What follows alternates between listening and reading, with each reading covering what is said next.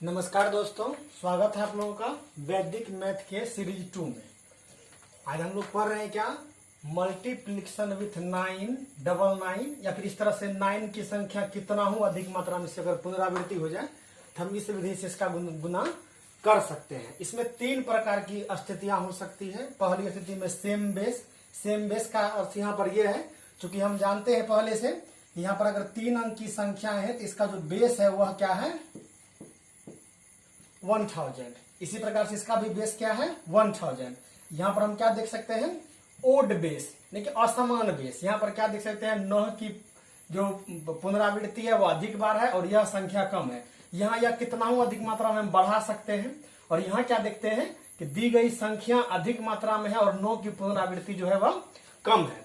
अब यहाँ पर हम लोग को करना क्या होता है, पहले हम इसको एक बार बना करके देखते हैं। देखिए कैसे बनता है। पहले जैसे मैं इसको बनाऊंगा, इसका गुणनखंड हो जाएगा 2 3 1 10 10 2 8 9 3 6 9 2 7 है ना। अचंभित करने वाली बात, आप इसे मिला सकते हैं, इसका गुणनखंड यही होगा।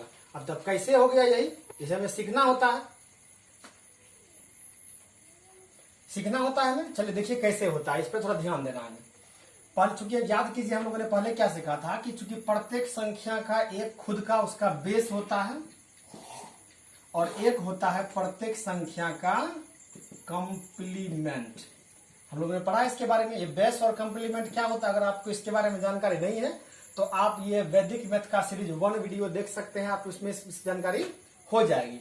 थोड़ा हम इसके बारे में चर्चा करते हैं। इसे 2 3 2 लिखा हुआ है, चूंकि अभी ये 3 अंक की संख्या है तो जो कोई भी संख्या जितने अंक का होगा उस पर उतना ही शून्य रख देने से उसका बेस मिल जाता है। इस तरह से हम कह सकते हैं कि 2 3 2 का जो बेस है वह कितना है, 1000।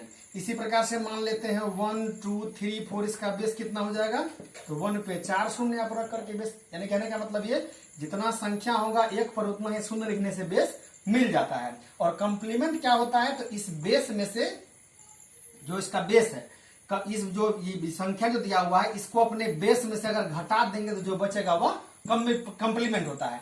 इसमें हम लोगों ने क्या सीखा था कि कोई भी दी गई संख्या होती है उसके इकाई से क्या करना है, हमें 10 को माइनस करना है, दहाई को 9 से, सैकड़ा को भी 9 से और 1000 को भी 9 से। तो इसका अगर मान लीजिए हम इसको अगर कंप्लीमेंट लिखते हैं 1 2 3 4 का, तो 10 में से 4 घटाइए 6, 9 में से 3 घटाइए 6, 9 में से 2 घटाइए 7 और 9 में से 1 घटाइए 8, ये इसका कंप्लीमेंट हो जाएगा। आशा है आप लोग इसको समझ पाए होंगे। अब हम लोग आगे बढ़ते हैं।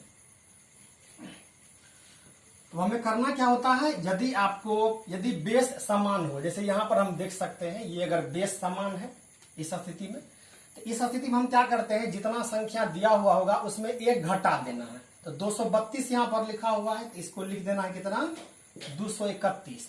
अब क्या करना है, इस संख्या का कंप्लीमेंट लिख देना है। याद कीजिए हम लोग कंप्लीमेंट क्या पढ़ा था, इसमें इस जो कंप्लीमेंट का इकाई का होता है उससे 10 घटाते हैं, दहाई को 9 से और सैकड़ा को 9 से। 10 में से 2 घटाइए 8 हो गया, 9 में से 3 घटाइए 6 हो गया और 9 में से 2 घटाइए 7 हो गया। ये आपका गुना हो चुका है।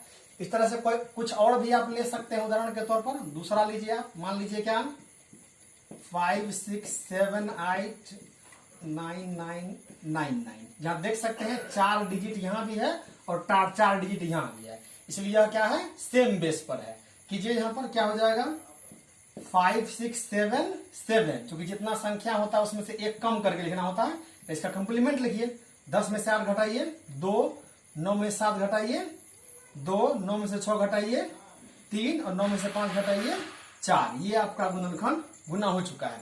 आप इसे चाहे तो आप चेक कर सकते हैं। एक उदाहरण के तौर पर और लेते हैं, तीसरा जैसे मान लीजिए 2 1 2 4 2124 इंटू 9999। फिर वही काम कीजिए, यहाँ पर क्या हो जाएगा, ये यहाँ पर 2124 लिखा हुआ है तो यहाँ पर 2123। इसका आप कंप्लीमेंट लिखिए, 10 में से 4 घटाइए 6, 9 में से 2 घटाइए 7 और 9 से 1 घटाइए 8 और 9 से 2 घटाइए 7। ये आपका गुना हो चुका है। आशा करता हूं आप लोग इसे समझ पाते होंगे। फिर इसके बाद हम नेक्स्ट आते हैं। इसके लिए आप लोग एक काम कर सकते हैं, इसे अगर आप लोग प्रैक्टिस करते रहिएगा, आपके रियाज में आ जाएगा, और रियाज में आने के बाद ये इतना आसान होता है। मान लीजिए आप गुना नहीं कर रहे हैं बल्कि आप मैजिक कर रहे हैं, आप जादू के समान आपको यह गुना मालूम पड़ेगा। बस आपको इसे दोहराते रहना है, प्रैक्टिस करना है इसके लिए। अब यहाँ आते हैं जब संख्या ओड हो।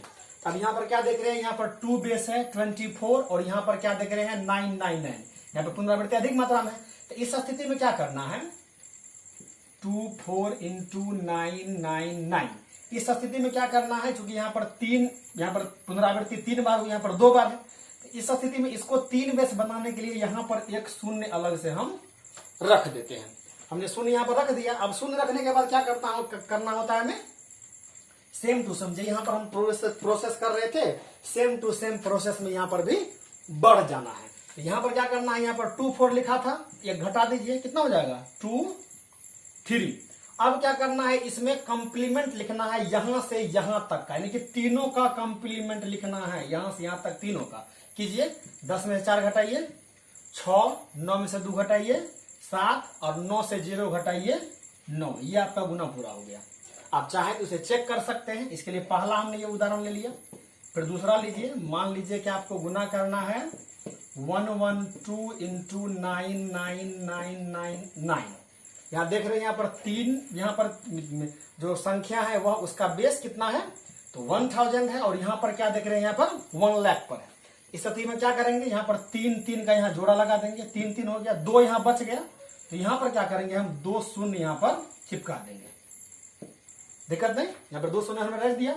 अब क्या फिर से वही विधि अपनाना है। यहाँ पर क्या हो जाएगा 111, क्योंकि जो भी होता है उसे 1 घटा के लिखना होता है। फिर यहाँ से कंप्लीमेंट लिखिए, 10 का 2 घटाइए 8, 10 का 1 घटाइए, 9 का 1 घटाइए 8, फिर से 9 का 1 घटाइए 8, फिर 9 से 0 घटाइए तो 9, और फिर 9 से 0 घटाइए 9। ये आपका गुना हो चुका। आप इसे चेक कर सकते हैं। एक उदाहरण तौर पर और लेते हैं, बड़ी फिर से मान लीजिए आपको गुना करने के लिए दिया हुआ है 232 × 9999। तो 4 बार इसका पुनरावृत्ति हो गया, फिर से वही हो जाएगा 231, फिर से यहाँ पर 3, 1 शून्य यहाँ पर चले आएगा। तो कीजिए, यहाँ पर 10 का 2 गया 8, 9 से 3 6, 9 से 2 7, और यहाँ पर 9 का 9। ये आपका गुना हो गया। आप इसे चेक कर सकते हैं। आशा करता हूं आप लोग समझ पाए होंगे इसको। अब यहाँ पर लेते हैं क्या, ओड बेस, जबकि संख्या यहाँ पर क्या देखते हैं, 9 की पुनरावृत्ति कम है और दी गई संख्या अधिक है। अब तीसरा प्रकार पर हम लोग आते हैं, तो मैं इसे मिटाना चाहूंगा।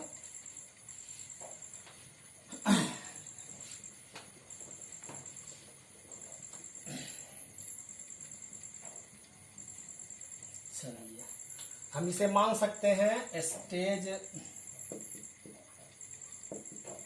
1, स्टेज 2 एंड स्टेज 3। यानी कहने का मतलब दशा 1 जबकि 9 की संख्या समान हो, दशा 2 जब 9 की पुनरावृत्ति अधिक हो और दी गई संख्या कम हो, और स्टेज 3 जबकि दी गई संख्याओं की पुनरावृत्ति अधिक हो और 9 की पुनरावृत्ति कम हो। आइए अब हम स्टेज 3 को लेते हैं।